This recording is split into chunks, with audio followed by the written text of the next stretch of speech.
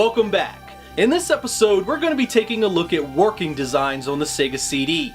Now, I'm really excited for this episode. I had already begun to appreciate working designs thanks to the software they had been releasing on the Turbo CD.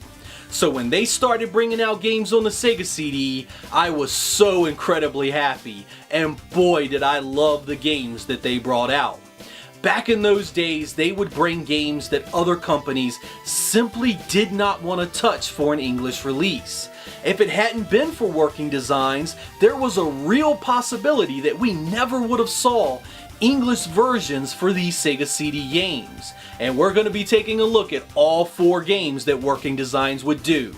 Let's take a look. Lunar the Silver Star was originally released in Japan by Game Arts in mid-1992.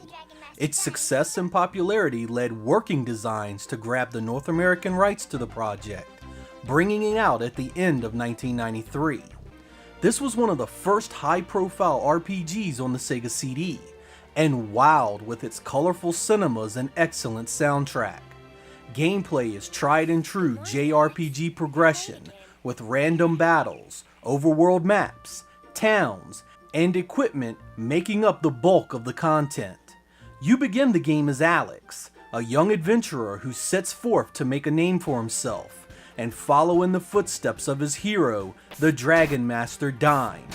Rather quickly, your innocent boyhood quest quickly snowballs into a world-saving epic that involves dragons, floating cities, and madmen hell-bent on revenge. Lunar the Silver Star was a revelation for Sega gamers of where gaming was headed in the coming years, much like East Book 1 and 2 was for the Turbo CD a few years prior. Its beautiful cinemas, CD quality soundtrack, spoken dialogue, and personality showed that gaming was advancing and growing up, and the games to come would almost certainly feature more of these elements heavily. I was a huge fan of the story here, and loved the fact that it allowed you to run from nearly any battle early in the game, allowing you to level up at will without feeling smothered by random battles you could not avoid. It also featured the ability to let the AI handle battles for you, a feature that was excellent for grunt enemies that were more annoying than helpful. You'd still want to take full control against harder enemies, of course, especially bosses, to make sure that things went as smooth as possible.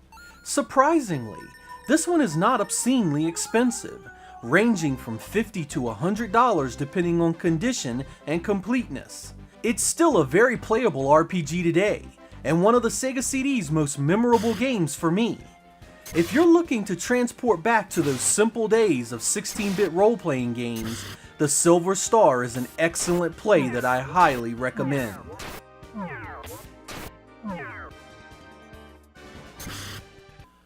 Lunar Eternal Blue would follow as a direct sequel to the Silver Star in late 1994 in Japan, followed by a late 1995 release in North America. Nearly everything about Eternal Blue was bigger and better than its predecessor. There are more cinemas that are animated more aggressively, far more spoken dialogue, and refined battle mechanics. The story would also take a much more serious tone overall in this game, and dialogue between both playable and non-playable characters would be more mature in nature. You begin the game as Hero, another young adventurer in the midst of a dangerous quest. You are quickly thrown into a much bigger problem, and embark on a quest to help a young woman find the goddess Althena. Eternal Blue is set up very similar to Silver Star, with basic exploration and battle systems almost a one-for-one match. Here, you will get more options for setting player position during fights, and expanded AI options for the automatic battles that help out quite a bit. This game is noticeably harder than Silver Star, however, with random battles coming frequently, and they are much harder to escape from unscathed. I highly recommend that you level up early near a place you can heal easily, and max out your items so that later exploration does not become frustrating. Lunar Eternal Blue will cost you a similar price as Silver Star on the high end, sometimes going above the $100 mark if it's in great condition. I honestly feel you can't go wrong with either one of these games, but I prefer Silver Star a bit more overall. Its whimsical story and characters have a charm that is simply missing in Eternal Blue.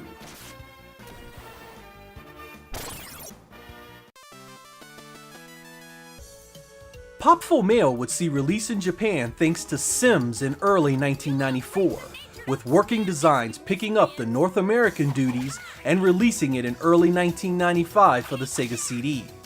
This one completely took me by surprise in nearly every way. First, the game is absolutely gorgeous, with incredible animated cinemas, awesome side-scrolling stages with great depth and parallax scrolling, and big colorful sprites. The soundtrack is freaking epic too, and fits the game like a glove. It's not hard to describe Popful Mail, as it's essentially a hybrid of a side-scrolling platformer action game with various RPG elements like hit points, magic, leveling up, equipment, multiple playable characters, and item procurement. There's also a fair bit of in-game dialogue that progresses the story and introduces new characters and bosses. You begin the game as Popful Mail, a female bounty hunter trying to catch an elusive foe. After failing and returning to town desperate, you embark on another bounty that's going to change everything. Popful Mail is actually a port of the PC-88 original by Falcom, and would see versions released for the PC Engine CD and Super Famicom around the same time. While all these versions have their merits, the Sega CD version here is the absolute definitive version of that era. It looks, sounds, and plays the best, and Working Designs port was top notch. Unfortunately, this game has exploded in price in recent years, now regularly going for nearly $300 in complete mint condition. While that is a brutal price to own an original copy, I highly recommend that you find a way to play it. It's one of the platform's best games, one of Working Design's best ports, and a definite must-play for Sega fans of all ages. Vi would be another Sims Japanese role-playing game release in late 1993. Working Designs would port the game and launch it in early 1994 in North America. Vi is the red-headed stepchild of the Working Designs Sega CD releases, often being considered the least desirable by the majority of collectors. It lacked the overall polish and sophistication of the Lunar series, with cinemas that didn't have the same weight and a much simpler storyline. Does that mean that Vi was a bad game? Absolutely not. In fact, it's a very playable role-playing game that still has a lot to offer today. You begin the game as a young prince on his wedding day, when your castle is attacked by a giant fleet of flying robots that leave your kingdom in ruins, your bride kidnapped, and your parents dead. You embark on your journey to reclaim your bride and avenge your parents.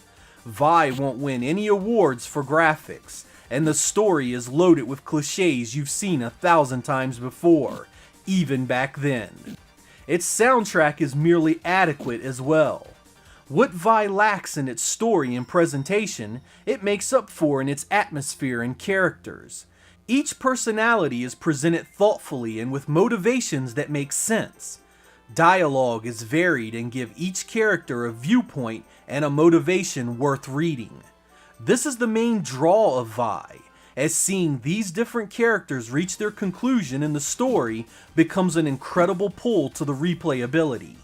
Some will come away and simply not like Vi, but for those willing to give the game a chance and see the characters shine, it's a worthy addition to your Sega CD library. You know, going back and playing these games, I realized just how important Working Designs was to Sega in the mid-90s.